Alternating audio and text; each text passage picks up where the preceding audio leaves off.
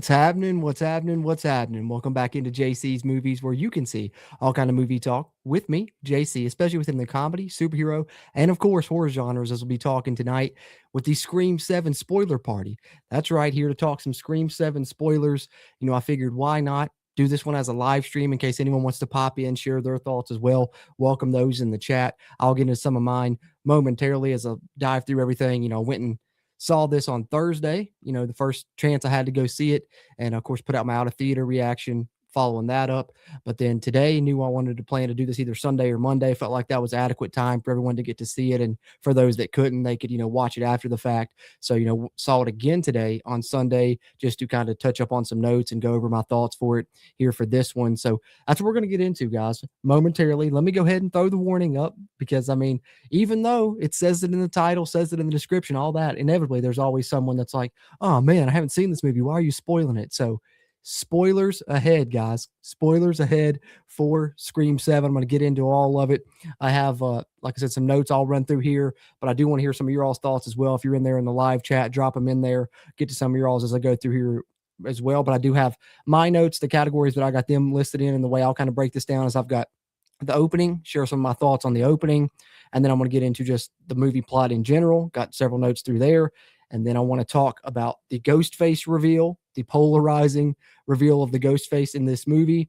So that's definitely a category. And then just a little bit on the ending as well. And of course, I'll wrap up with my rating on a scale of 1 out of 10 there at the end, as you see me scroll through my notes there, just giving you guys a little bit of stuff there. But with that, spoilers abound, as I shared there with the warning. So, but if you hop in here at any time, want to share some of your thoughts, go right ahead. But I'm going to get ready to get into some of mine, and just overall, before I dive into those categories, I definitely went into this one with super high expectations, because those of you that watched, my Scream 1 through 6 reviews probably saw I was not the biggest fan of 6. So getting, a change in director, a change in, a lot of the cast here for 7, bringing back, some of those OGs with Nev Campbell and Matthew Lillard, and, go on down the list.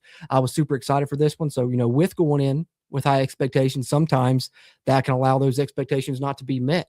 But I was happy to say that wasn't the case for me on my initial watch.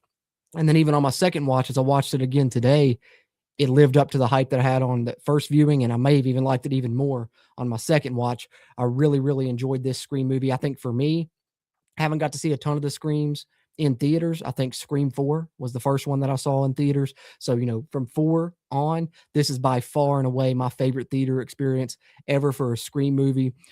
There's just plenty of moments throughout here that had me, feeling ways that I hadn't felt since probably the original couple of movies, the first time watching those. I think there's some really, really good moments. And as I talked about in my instant reaction, and I'll explain why as I go through here, I think that this one is more for the fans than any other Scream movie before, just because the way that it kind of addresses things that fans have talked about over the years, just, all those things added up all together. To me, I'm like, this one's for the fans, man. It really is, in my opinion, more so than any that came before. So with that, I'm going to pull up my notes. Let me get into talking a little bit about it. And like I said, if you've got any thoughts as you pop in here, questions, comments, drop them in there in the live chat. Or if you're watching after the fact, of course, you can drop them in the comment section. Before I get into my thoughts, got to remind you, if you haven't, you're a fan of horror movies, you're a fan of movies in general, like to talk movies, be sure you're subscribed here to the channel. I'm also sharing movie news daily updates every Monday through Friday here on JC's Movies. And of course, if you're watching this, whether live or on a playback, that little thumbs up button helps out a shit ton as well with that YouTube algorithm. That way it'll find other movie fans like you and me. With that out of the way, let's talk Scream 7. Spoilers abound. One more warning there. So if you haven't seen it, come back after you have. Or if you don't care and you want to stick around anyway, that's cool too. But I'll start off here with the opening. As far as the opening is concerned, I thought Jimmy Tatro was awesome in the opening. Made me wish that he was going to be, in more of this movie. And of course, Michelle Randolph was pretty good as well in that opening. Those are the characters of Scott and Madison that we get in this opening, which to me is probably, I might rank, I'm going to try and do some rankings throughout the week. Like I'm going to rank all the movies again. I'll probably try and rank the openings, rank the ghost faces. But, I think that this is one of my favorite openings probably since the first 2 films. It's definitely up there for me in the franchise. And within the opening, we get great callbacks to the original movie, which is something I think that this movie did a great job of, was some on the nose, and then some that were very, very subtle you might not have picked up on, but just great callbacks to that original Scream movie, which to me, I'm a sucker for that. And you guys have heard me talk about it in reviews in the past. If there's a movie that I love and you're referencing that movie, I'm all over that shit. I love those little nostalgic moments, those callbacks, and this movie is chock full of them. So good, so much good stuff here.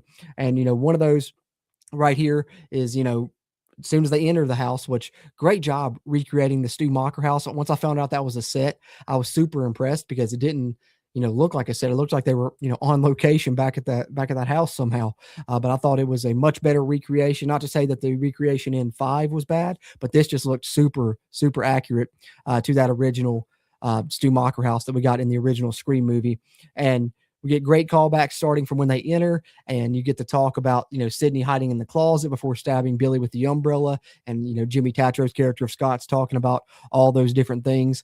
I love the outlines of the dead bodies that you get of, Billy, Richie, and Amber. And then, of course, ultimately Stu. More on that one momentarily. I thought that was a nice touch. The animatronic Ghostface jump scare also led to a callback to that original Scream, if you picked up on it, because she gets scared by the robotic Ghostface and runs to the door. And when she opens the door, Scott's standing at the door. She screams, then he screams back at her, just like that original movie when Dewey screamed back at Sydney in the first Scream, which I love that callback as well. And then when we go into the room, of course, where Sydney pushed the TV onto Stu's head there in, the original movie, this is when we start getting our teases. We start, getting into those moments where I'm talking about this one being more for the fans than ever before, because they start feeding into it right here.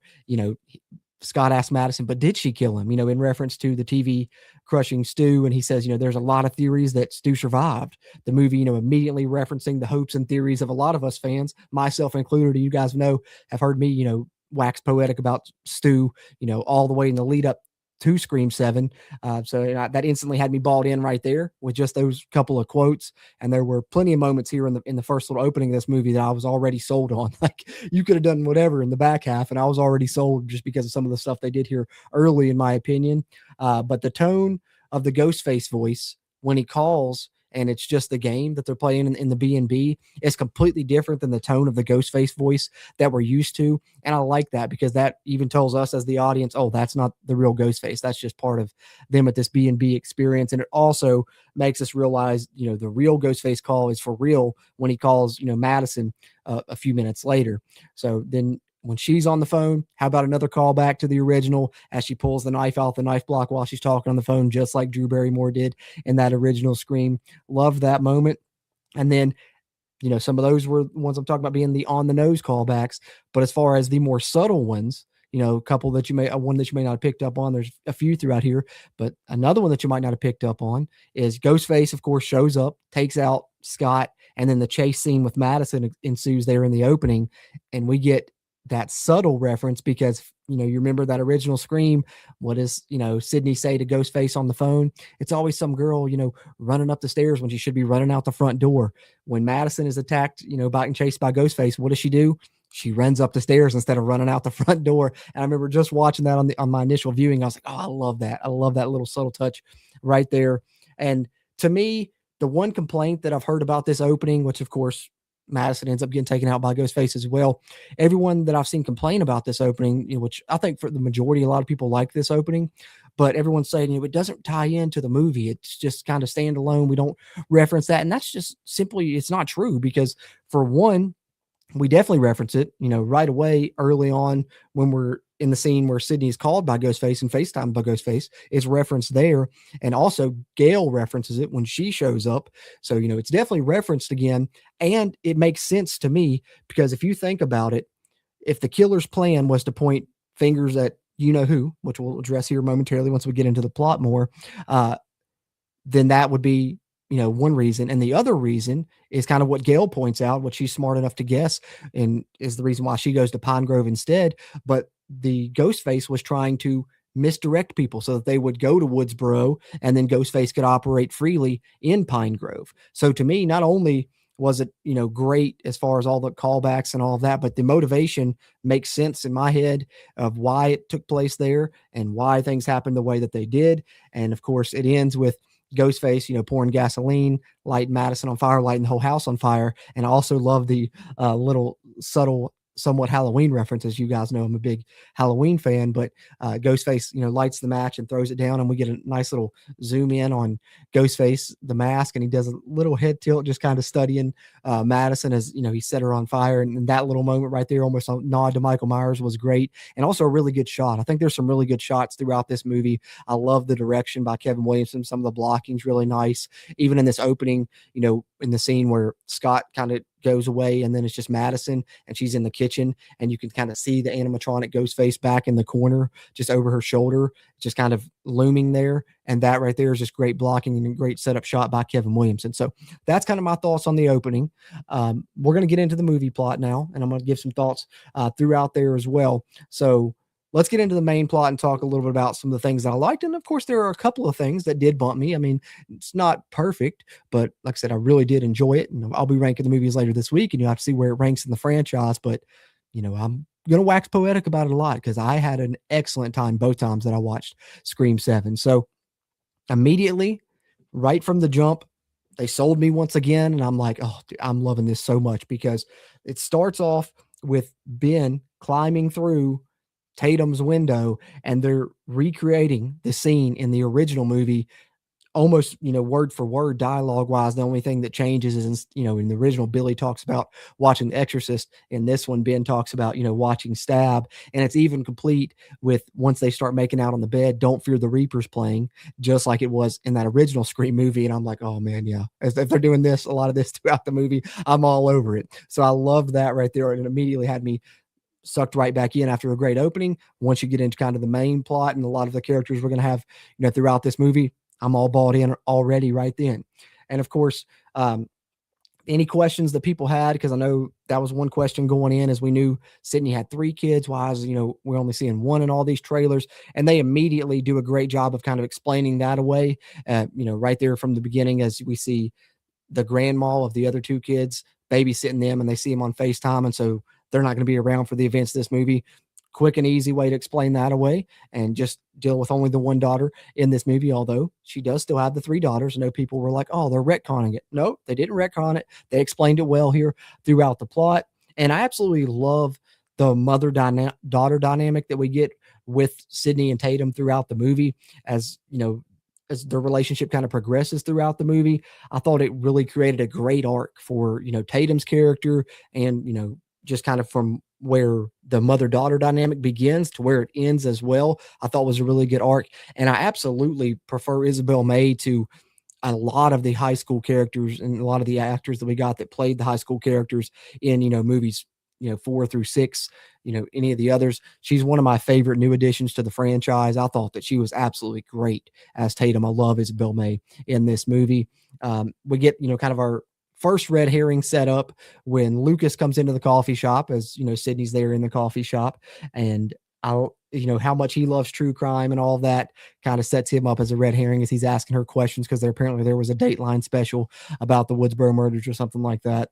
And that's, if you don't count Ben as a red herring with him coming through the window, kind of giving Billy Loomis vibes, then I don't think you technically can yet. They do set Ben up as a red herring later, but I think Lucas is set up as our first red herring. And then of course, the guy Carl that she gives the coffee to, just because the ominous shot and stare, from him in that moment as well. Definitely those, I think, were the first 2 red herring setups right there, where Lucas, the high school kid, and then the random guy of Carl, which will come back into play later.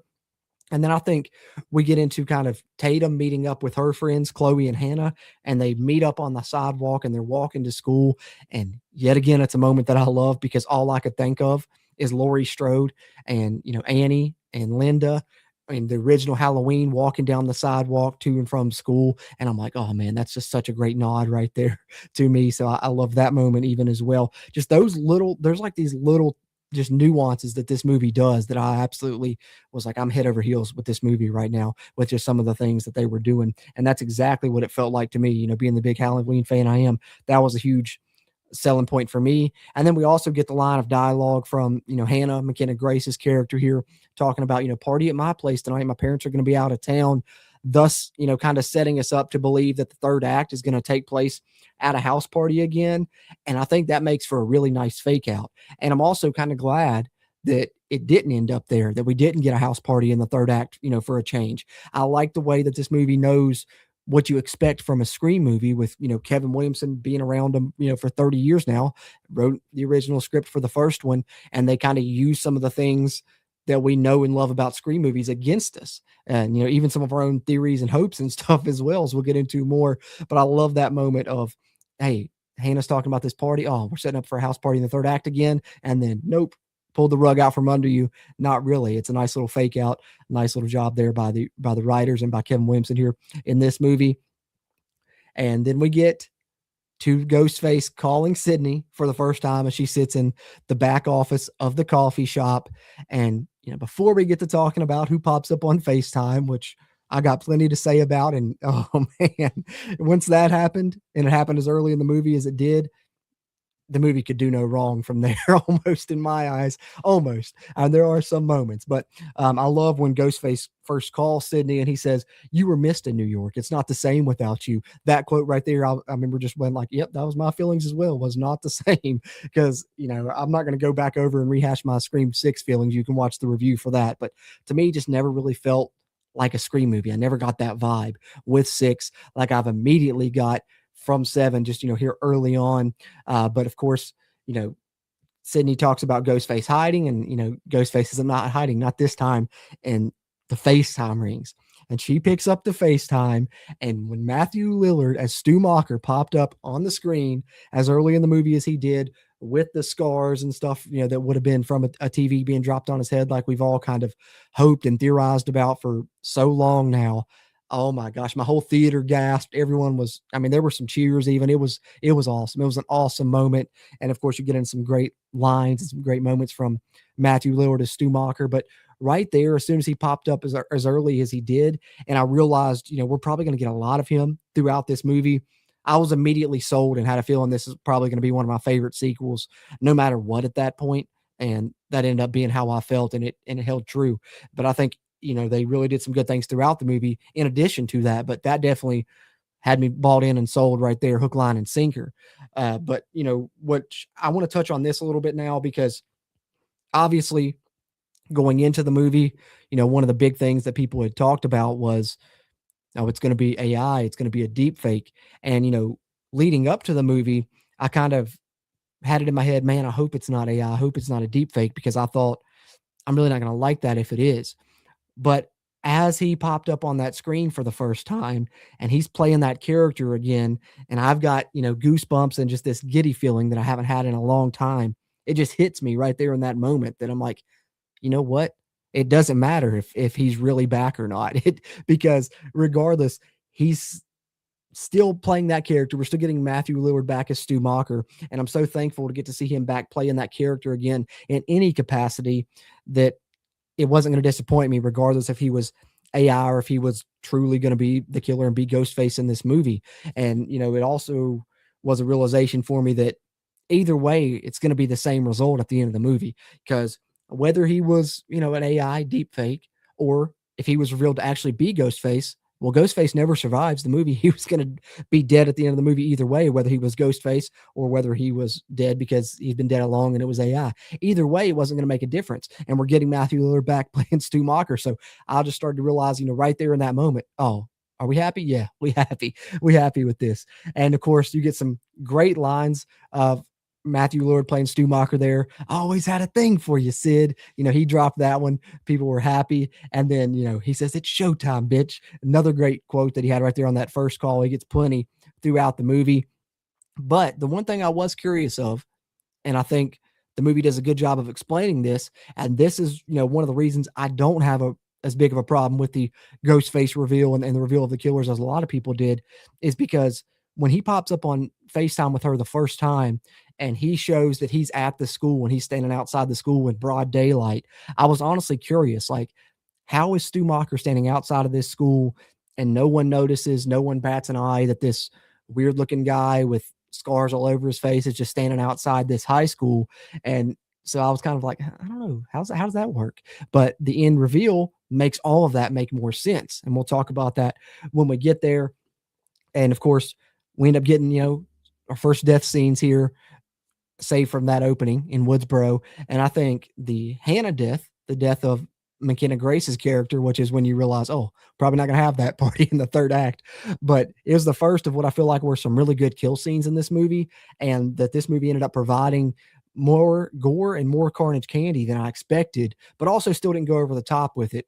And I think, when we get to another one we'll talk about in a minute, one of my favorite kills, if not my new favorite kill in the Scream franchise. But, this first one with the death of Hannah and, kind of get the innards falling out and all that craziness as she's swinging, in her on her wires for as they're, she was on for rehearsing that play in the theater class.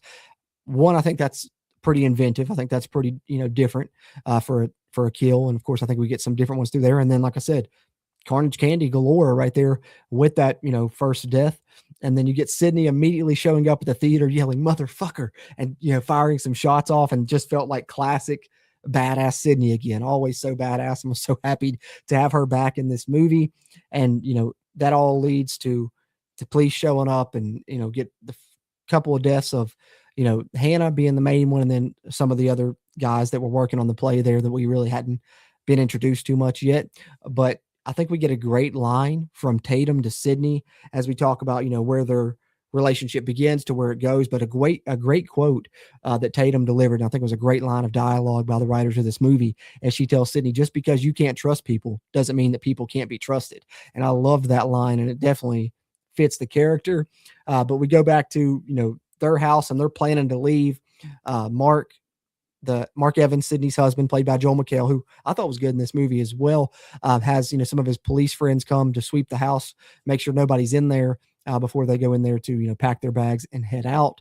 And man, they did a shitty job of that, didn't they? His fellow cops were not the best because they didn't even check the attic on their sweep.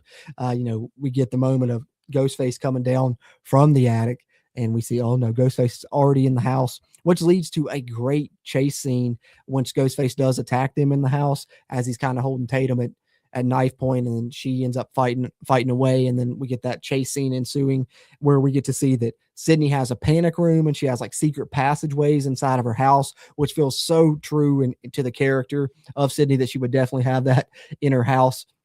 And then I think it all leads to what is a really great decision, in my opinion, because number one, it bleeds into a fight outside, and Ghostface gets hit all of a sudden, which is a great jump scare. You just see him standing in the street, and then bam, car takes him out. And number one, it was great to give Gail that type of moment, and that type of entry into this movie felt super impactful because Gail's the one driving that car. But also to take out Ghostface so early, I think is something that probably catches people off guard as well, rather.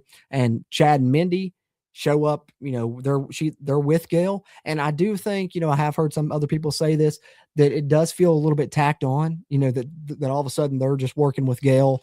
Mindy wants to be a reporter and Chad's like the new cameraman. It does feel a little bit, kind of tacked on, maybe you could say forced, whatever. But once they show up, I really do like the Chad and Mindy characters in this movie. And I think that those two just have great chemistry. I mean, you really feel like they're brother and sisters with Jasmine Savoy Brown and Mason Gooding. I think they have great chemistry. And so Ghostface is taken out, and we get their unmasking. And once they reveal Ghostface, and it's the guy from the coffee shop, Carl, that we saw earlier with that ominous shot, I remember literally the first time I saw this, saying out loud, I didn't scream it. It was like under my breath out loud. But as soon as they reveal it and it's that Carl guy, I said, oh shit, they're doing the Cult of Stu. It's the Cult of Stu storyline. It's got to be.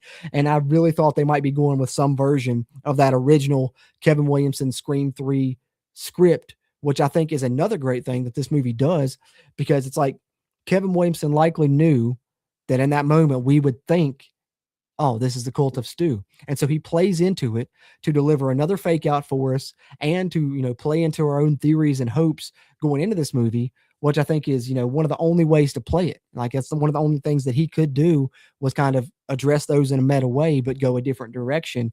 And, that way he somewhat satisfies those theories and hopes, but also, by directly addressing them, but also, he fakes us out in the same token. So I really did like the way that they played that, because I don't know if anyone else was like that, but at that moment I thought for sure, oh man, this is Cult of Stew. And then there's still some more things that play into that theory as well. And I think the movie just does a great job of juggling, all those balls in the air, so to speak, with the different theories and stuff that we had in this movie. And, credit to Kevin Williamson and the writers for doing a great job of that. Of course, we get reporters and stuff on scene following Ghostface, being taken out there. And that's where we're introduced to Mark Consuelo's character, Riverdale fame, the character of Robbie Rivers. And to me, he was definitely giving off some Debbie Salt Scream 2 vibes throughout this movie. He shows up, a couple more times here, just being the local reporter, trying to, make it big type deal. And then we get Gail and Sydney sitting down in Sydney's house, kind of talking about wanting to figure this out. And, they realize that's not going to be the only Ghostface. There's always more than one. And we get Gail here saying, it's always someone connected to your past. And I think that quote and the movie making us believe that at times throughout the movie, and then also the movie continually driving home throughout the movie that one of the high schoolers is always involved, are great misdirects. That's so great, because both of those things usually are true, right? It's usually someone from your past, and it's usually one of the high school killers involved. Outside of Scream 3, there's always someone from the high school friend group involved as one of the ghost faces. And the fact that this movie told us that, made us suspect all these high school kids, even have a scene with them all together saying, it could be you, it could be you, all of that. I think that's such a great misdirect. And another thing that this movie does really good that I love is just doing something completely different with the reveals and making you think, hey, this is what Scream movies do, right? It's going to be somebody from Sydney's past, and it's going to be one of the high school kids, and continuing to drive that home in your head throughout the movie. And then only to say, no, just kidding again. I love that. I love the misdirects this movie hits with us. But from there, we talk a little bit about the scene at the psychiatric hospital that they go to, because they learn that the Carl character had, just been released from the Fallbrook Psychiatric Hospital, which then at that point I'm like, oh man, this really could lead into the Cult of Stu storyline, which we get some more kind of hints at here as they show up there. And we get our scene with Marco, the Ethan Embry character, old Papa Giorgio from Vegas Vacation himself, Mark with a C from Empire Records. And I think this scene works great too, because it does a couple of different things. They of course go see the Carl guy's room, and then Sydney shows Marco a picture of Stu and asks, if he recognizes him. And it does a couple of different things, because he tells him, oh, that's John. Yeah, John Doe. He wandered in here, had amnesia when he showed up there in the late 90s before being released a couple of weeks ago. So, number one, it can further make you buy into that Cult of Stu theory potentially. Or you can also say, wait a minute, something's off here. This Marco guy is on my suspect list now. This Ethan Embry character is on my suspect list now. So I think it does both of those things. I think that scene works to do both of those two things. But this is one I really want to hit on right here, because this moment, not that scene, but the scene I'm about to talk about, is probably one of my very favorite moments in a Scream movie since the original. And it's something so small, but it goes such a long way to make this movie feel like classic Scream. And that is, from there, we get a shot of the town shutting down for curfew, and Red Right Hand kicks in. And I literally got chills all up and down my arms, goosebumps. I was smiling from ear to ear. I felt like a kid in a candy store or something, just watching that moment in the theater, and having Marco Beltrami back to score this movie and be the composer again made such a difference to me. It felt like Scream again. It felt like OG, Scream 1, Scream 2 type stuff. And that moment when the town's shutting down for curfew and Red Right Hand's playing just like it did in the original Scream was one of my standout moments in this film. I know it's just something small, but just something like that went such a long way for me and made this feel like classic Scream. Absolutely loved that moment. We also get, some talk about Tatum being 17, the same age as Sydney was in the original movie. And all I could think about when they were talking about that, I don't know if this hit you guys this way as well, but do you guys remember Halloween H2O? And that's kind of like the big turning point for Laurie Strode in that movie, as she realizes that Josh Hartnett's character just turned 17, the same age that she was in the original Halloween. And so to me, I was like, oh, is that another nod to Halloween? That's another plus for me. If so, that's the way I picked up on it. And I loved that little touch as well. But Gail finally gets her interview with Sydney 30 years later, and when Stu, they kind of set up the interview because they want Stu to call her on national TV essentially.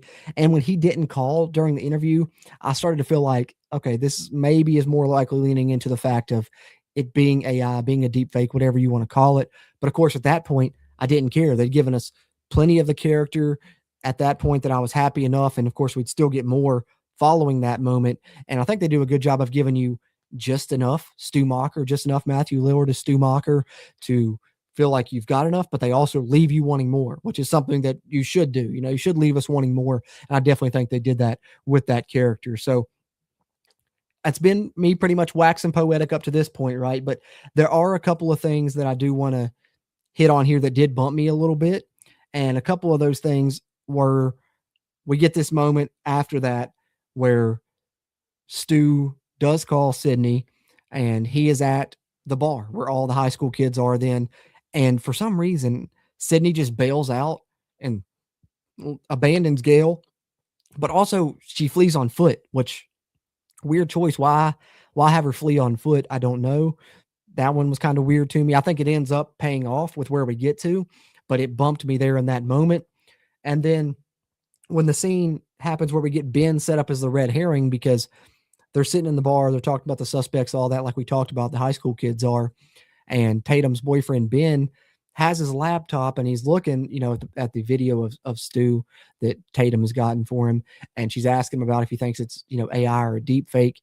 And then from there, him and Tatum go out to his vehicle, and on his laptop, this is where we get him set up as a red herring because she sees a video where he has, essentially turned himself into Stu Macher and recorded some lines and made him, made himself into that character.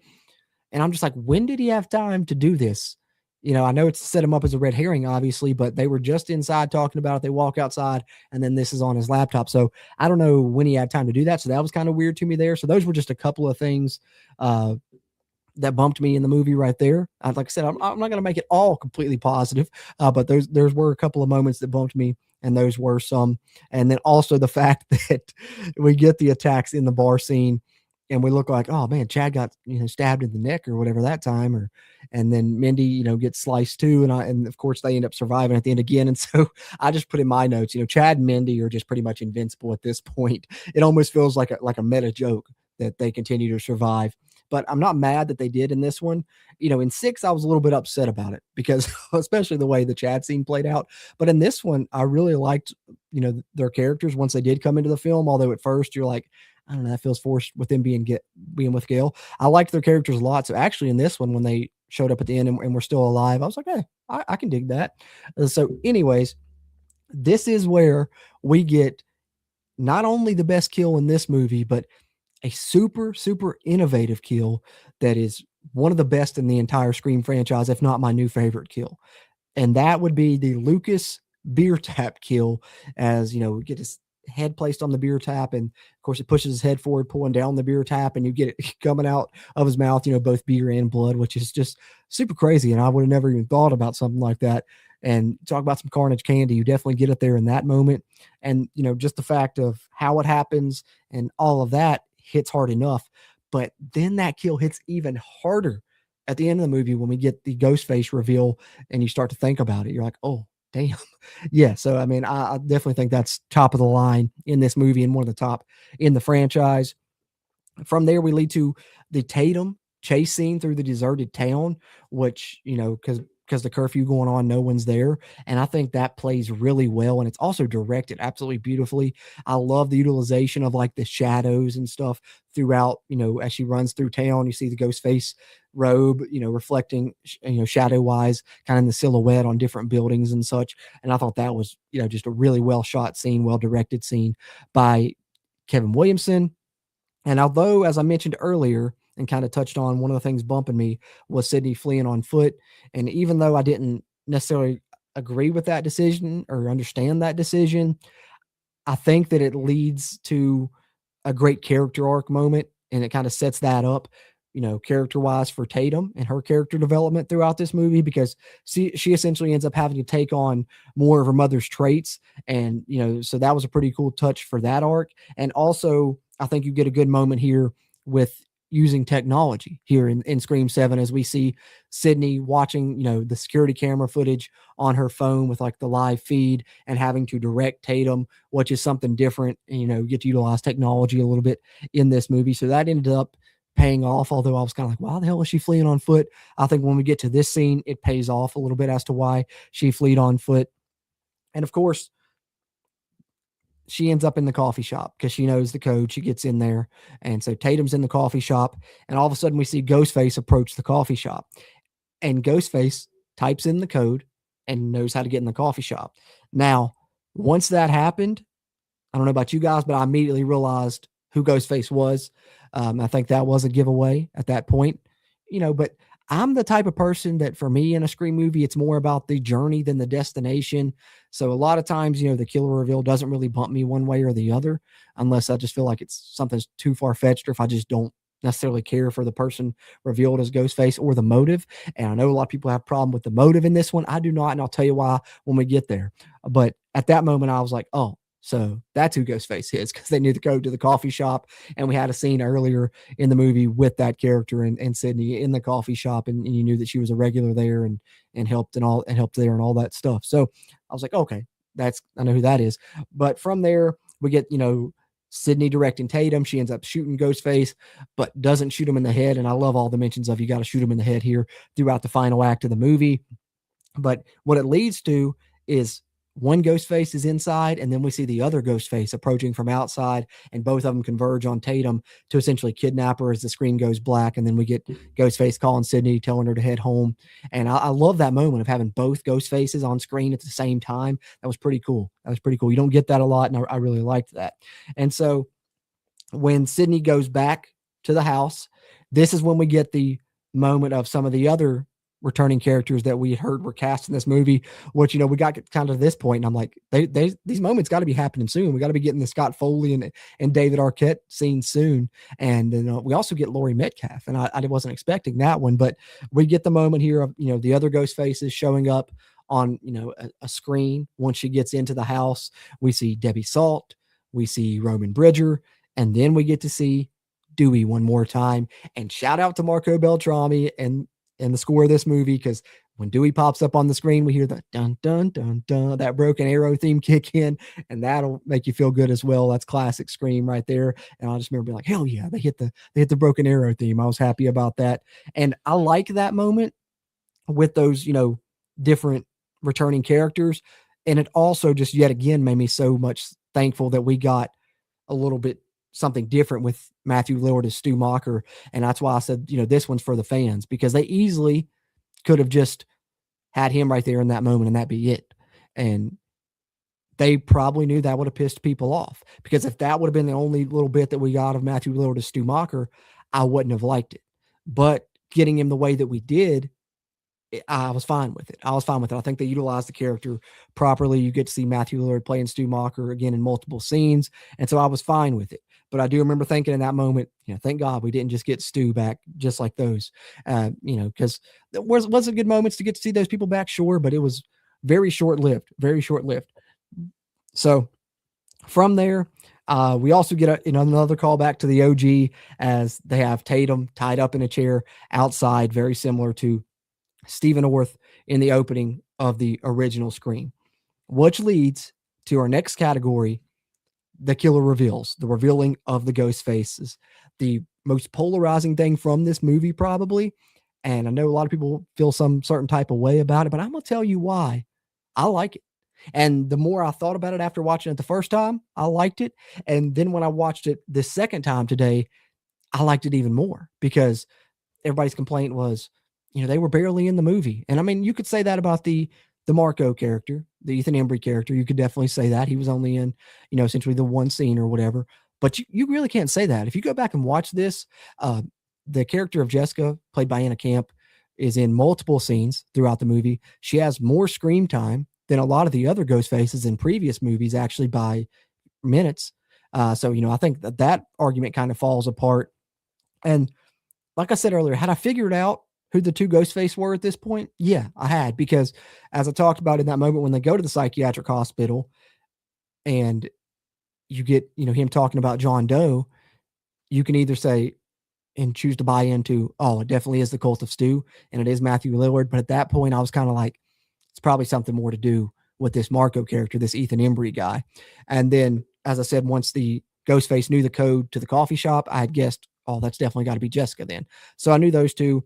Technically, there's three if you count Carl in the original scene here early in the movie that gets taken out by the vehicle. So yes, I had kind of figured out who they were before they were essentially, unmasked, but it also didn't bump me because it makes the plot come together and makes it make sense. Because as I said earlier, right, if Stu is FaceTiming Sydney and he's outside of the school or he's outside of the bar and it's just Stu Macher there, it doesn't really make sense as to how no one would be suspicious. No one would wonder who this guy was. And also in that original, kill scene in the theater, you get Sydney's husband telling her, hey, whoever this was, they know their way around here. And Stu wouldn't have known his way around there.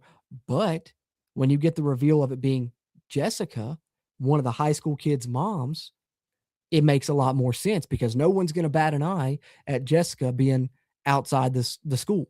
No one's going to bat an eye about her, being all these other places. People know her. And if it's really her on FaceTime and they're just using the deep fake or whatever to make it look like Stu, it makes a lot more sense because people that are around are just seeing her. They're seeing her outside of the school on FaceTime. They're not thinking of anything of it. So, that's really explained a lot to me there for that and kind of made it come together more because it made more sense as to how he could be in those locations. Essentially, no one's going to bat an eye if she's around, and it make sense how, Ghostface knew his way around the town, knew his way around the locations as well. And so I was cool with that. We'll get to the motivations here in a second. And I think we get a good quote here from Marco as he says, you didn't really think it was Stu. That'd be dumb because Stu is dead. You get that quote from Marco. And I actually really like that because it very much feels like Kevin Williamson telling us fans like, hey, I've seen your theories. I love all of your theories and I love your love for Stu. And I can't bring him back for real and figure out a way to make that make sense. But this is the best thing that I can do. This is what we can do, to try and satisfy you guys and then also make it make sense logistically inside a movie. So I love that the movie played into all the fan theories, including my own. As you guys know, Stu lives, baby. That's always been my mantra leading up to this movie. But then they kind of use those theories against us in the end as well. I loved that. I loved it. And Marco saying Stu is alive in spirit, very much makes it feel like it's kind of still an extension of the Cult of Stu, right? With him and Carl, and him talking about Stu being very much alive in spirit. It's not exactly the Cult of Stu because he's not running it, but it's an extension of that because he's talking about Stu being alive in spirit, so even then it kind of plays into that a little bit for me. And then talking more about Jess, because that seems to me like the motivation that a lot of people have problems with. And I'm gonna tell you why it makes sense to me, because Jess being obsessed with Sydney and wanting to become her and using her as motivation to kill her husband, which is what she talks about, before losing it because Sydney disappears, it feels very much like a meta deconstruction of, stan culture or toxic fandom, whatever you want to call it. That's what it feels like to me. And so that makes sense. That's not bad. That doesn't bump me at all. And then also don't understand how people say that her motives make no sense because she literally states it and she kind of accomplished it. Because if you think about it this way, Jess says, I'm starting over and I'm trying to create Sydney 2.0 with Tatum, which in a way she succeeds in doing because as this movie progresses, Tatum's character becomes a badass and like Sydney, taking on some of those character traits by the end of this movie. And the only thing that she doesn't succeed with is what she tells her that, she wants Tatum to have to watch her mom die, just like Sydney had to watch Maureen Prescott die. So I think that motive makes sense to me. She wanted to create Sydney 2.0, and she essentially kind of did. So I don't understand, people saying it doesn't make sense. To me, it makes perfect sense. Both the Marco character's motivation and the Jess's character's motivation. But what I really, really love about this reveal, as I said earlier, could you have maybe predicted it before it happens? Yeah, you maybe could have. But the movie still misdirected you along the way because this does something that no other movie has done. Outside of Scream 3, every single Scream movie, 1, 2, 4, 5, 6, all of them feature one of the cast of kids as one of the ghost faces. Whether it was high school or in 2 it was college with Mickey, that's always one of the kids.